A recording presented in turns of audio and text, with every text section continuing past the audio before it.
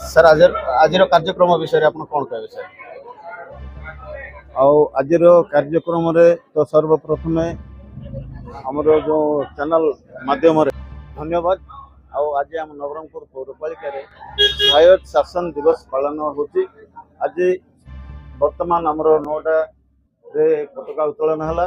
यही पताका उत्तोलन रे नवरंगपुर म्युनिसिपालिटी स्कूल ठारू आरंभ करी आमर जी एसएचजी समस्त कर्मकर्ता म्युनिसिपालिटी वाइस चेयरमैन आउ काउंसिलर समस्ते आम एठारे उपस्थित अच्छु।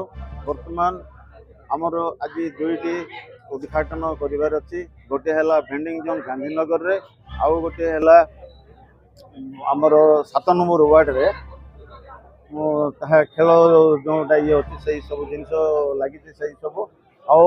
आज संध्या 6:30 साई कल्याण मंडप ठारे आमर यही स्वायत्त शासन दिवसर पालन करा जाउछि।